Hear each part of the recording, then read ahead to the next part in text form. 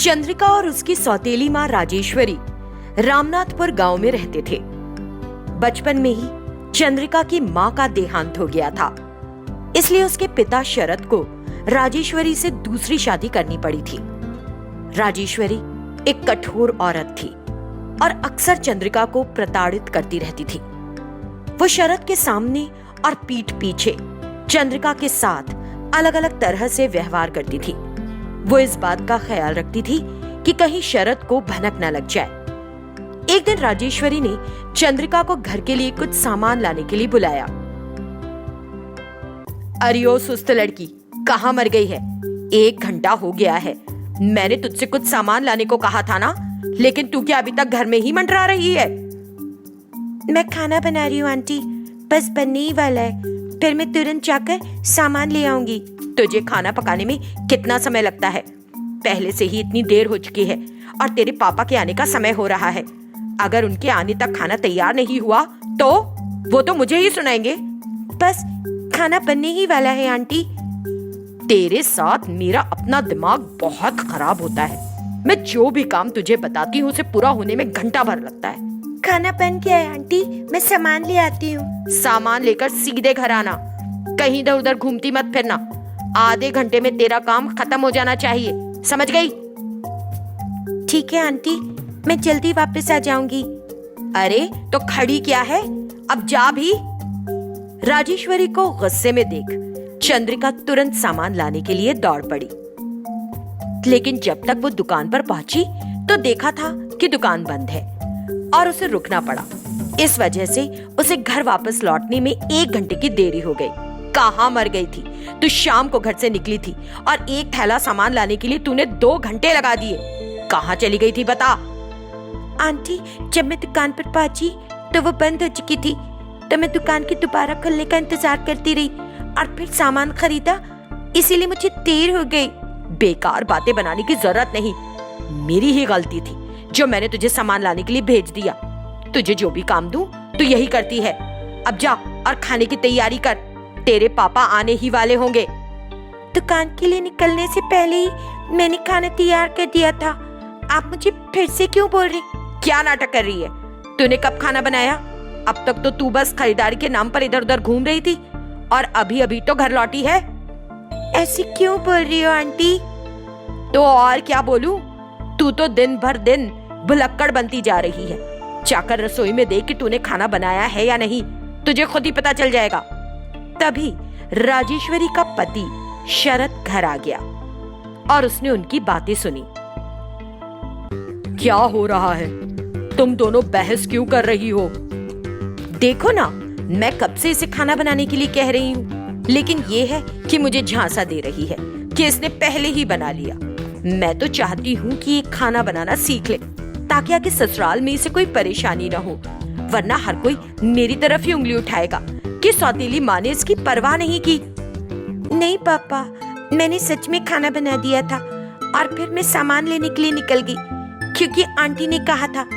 जब मैं वापस आई तो देखा बर्तन खाली पड़े हुए हैं। तुम कह रही हो कि तुमने खाना बनाया और तुम्हारी आंटी कह रही है कि तुमने नहीं बनाया। अब मैं किस पर विश्वास करूं? अगर तुमने खाना बना दिया था तो कुछ तो बचा होना चाहिए। यही तो मुझे समझ नहीं आ रहा है। सच कहूं तो लगता है कि आजकल तुम सच में भूलने लगी हो और ऊपर से मुंह भी चलाती हो। मैं तो तुम दोनों के बीच में फंस के रह गया हूँ। इसे देखो तो जरा, मुझे ऐसे घूर रही है जैसे मेरी वजह से इसे डांट पड़ रही हो। ठीक है आंटी, थोड़ी देर रुक जाइए, मैं आधे घंटे में खाना बना दूंगी। रोते हुए चंद्रिका रसोई में चली गई। कुछ ही देर में उसने खाना तैयार कर दिया। सभी ने खाना खाया और सो गए। ऐसे ही कई साल बीत गए और चंद्रिका अब बड़ी हो गई थी।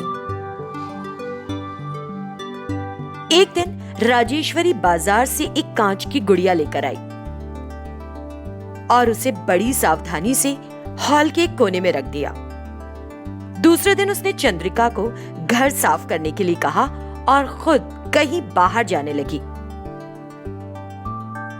आज मुझे कुछ कमजोरी लग रही है आंटी, मैं कल सफाई कर दूं तो? ड्रामा मत कर, और चुपचाप सफाई पर लग। जब मैं वापस आऊंगी तब तक घर साफ हो जाना चाहिए, वरना तेरी खाल उधेड़ दूंगी मैं। ठीक है आंटी, मैं कर दूंगी। जब चंद्रिका घर की सफाई कर रही थी तो कमजोरी के कारण उसे चक्कर आने लगे और गलती से उससे कांच की वो गुड़िया गिरकर टूट गई। चंद्रिका बेहोश होकर फर्श पर गिर पड़ी। तभी शरद घर आ गया और उसने चंद्रिका को फर्श पर गिरा देखा। वो तुरंत पानी लेने के लिए दौड़ा और उसके चेहरे पर छिड़कने लगा। तब जाके चंद्रिका को होश आया। क्या हुआ बिटिया, तुम फर्श पर कैसे गिर गईं? पता नहीं पापा, सुबह से ही मुझे कमजोरी लग रही थी और शायद चक्कर आ गया था। क्या तुम पागल हो? अगर तुम्हें कमजोरी लग रही थी तो घर की सफाई करने में क्यों लग गई? तुम्हारी आंटी कहाँ चली गई? तभी राजेश्वरी भी घर आ गई और जैसे ही उसकी नजर टूटी हुई कांच की गुड़िया पर गई, अरे तूने मेरी सोने जैसी गुड़िया तोड़ दी। ये तो अपशगुन हो गया। कितनी मुश्किल से मुझे गुड़िया मिली थी और तूने इसे एक दिन भी नहीं रहने दिया। चुप रहो राजेश्वरी, हमारी सोने जैसी बच्ची नीचे फर्श पर गिरी हुई है और उसकी हालत के बारे में पूछने की बजाय तुमको उस कांच की गुड़िया की पड़ी है। क्या माँ ऐसी होती है? ओ ये अच्छा है, थोड़ी सी कमजोरी की वजह से वो नीचे क्या गिर गई।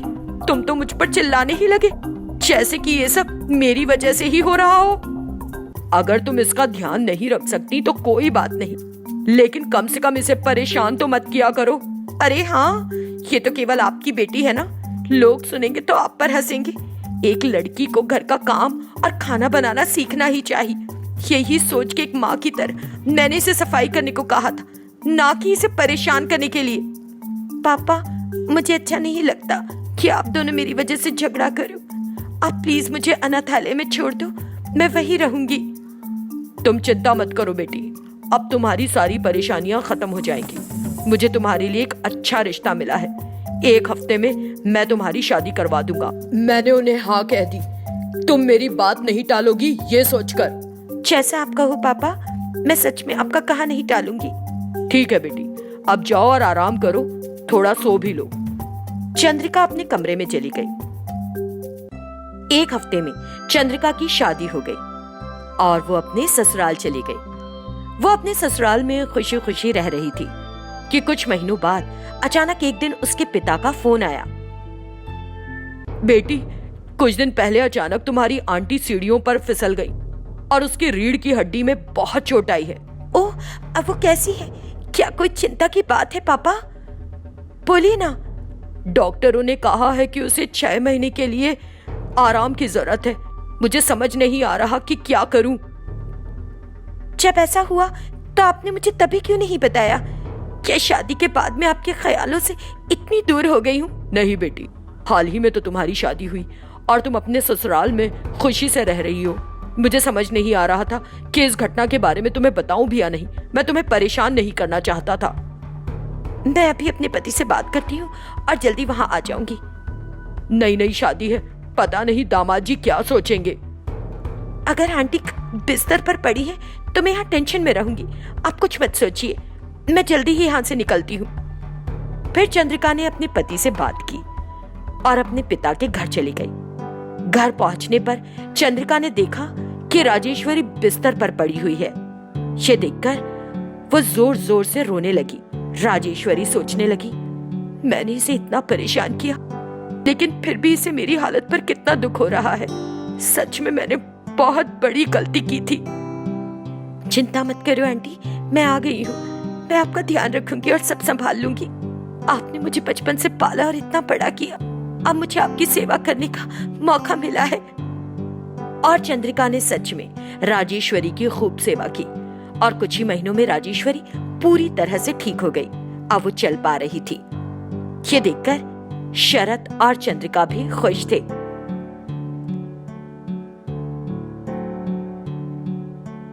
चंद्रिका बेटी, मैंने तुझे बचपन से बहुत परेशान किया, लेकिन फिर भी तूने सब कुछ भूलकर दिन रात मेरी सेवा की।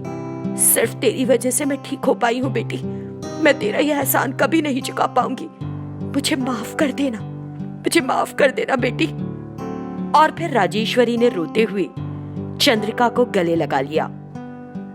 उसे अपनी करनी पर बहुत पछतावा हुआ था। और वो सुधर गई। सुमित्रा और सावित्री गोविंद की बेटियां थीं।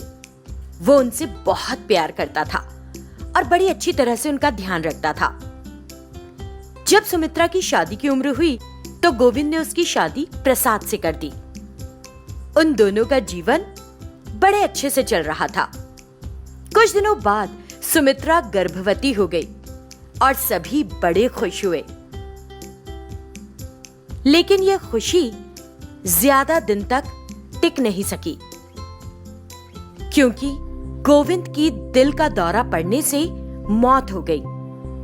आसपास के लोगों ने सुमित्रा को टोका, सुमित्रा देखो, तुम्हें इस हाल में अपने पिता का शव देखने नहीं जाना चाहिए। इससे तुम्हारे बच्चे को नुकसान पहुंच सकता है। थोड़ा सा ख्याल रखो।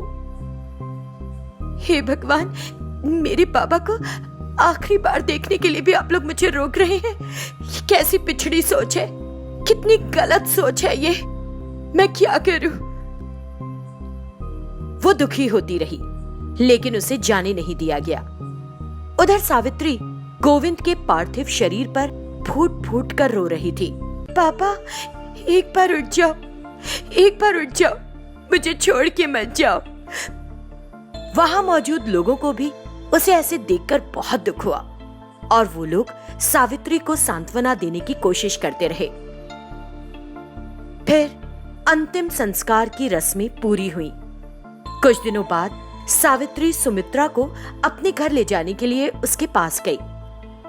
दोनों बहनें एक दूसरे को देखकर जोर जोर से रोने लगी। सावित्री दीदी, मैं तो बाबा को आखिरी बार देख भी नहीं पाई। तुम्हें कम से कम वो मौका तो मिल गया ना।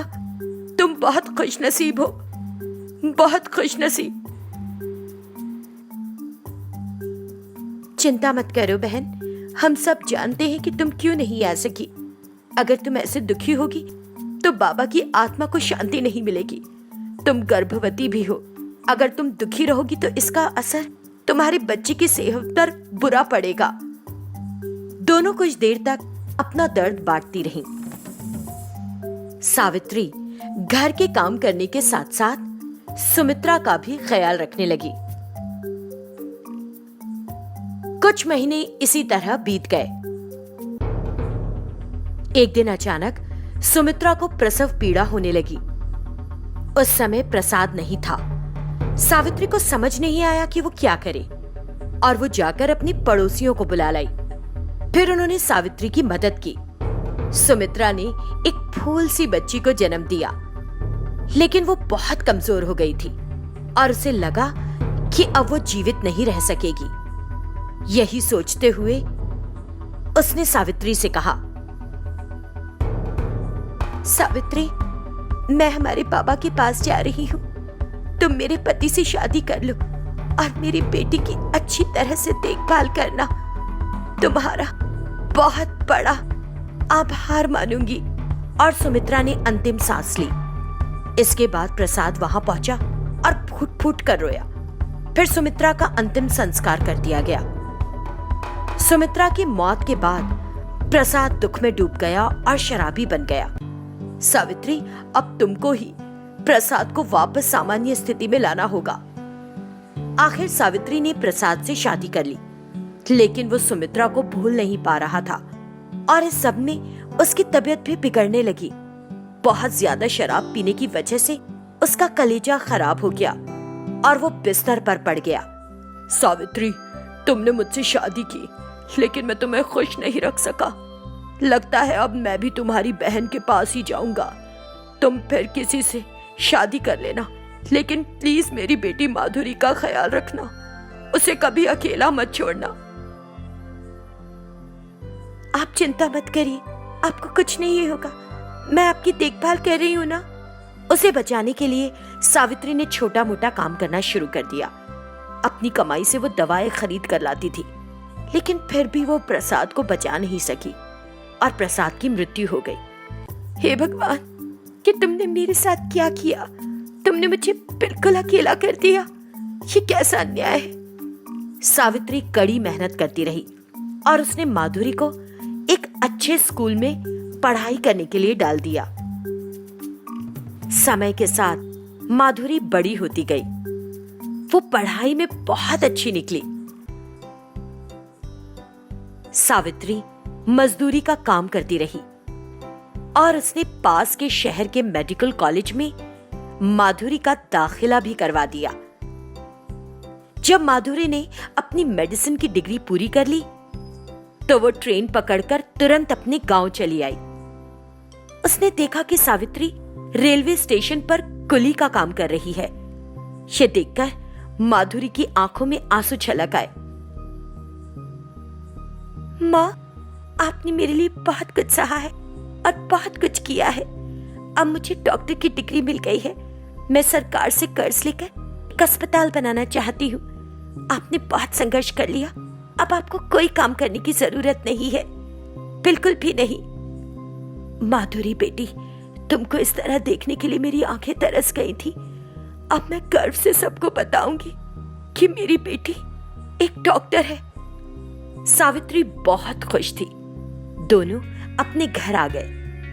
कुछ समय के बाद माधुरी ने एक बड़ा अस्पताल बनवाया और आसपास के गांव के लोग उसके अस्पताल में आने लगे।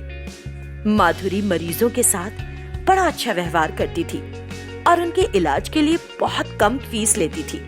हैरानी की बात थी कि बहुत कम समय में ही माधुरी अपने क्षेत्र में पहचानी जाने लगी। आसपास के लोग उसके बारे में बातें करते और उसकी सराहना करते। साथ ही सब सावित्री के किए गए संघर्ष को नहीं भूलते। माधुरी को पालने के लिए सावित्री ने बहुत संघर्ष किया और उसे अच्छे से पढ़ने के लिए प्रेरित किया। सगी माँ ना होने के बाद भी उसने माधुरी को एक डॉक्टर बनाकर दिखाया, जबकि कुछ सौतेली माँ अपनी बेटियों को कितना परेशान करती हैं। सभी सावित्री और माधुरी दोनों की सराहना करते थे और उनके बारे में बहुत अच्छी बातें करते थे। सावित्री और माधुरी को ये जानकर बड़ी खुशी मिलती थी। अब उनका संघर्ष खत्म हो गया था और जीवन में खुशियां ही खुशियां थी। सावित्री ने सुमित्रा और उसके पति को दिया हुआ अपना वादा निभाया था।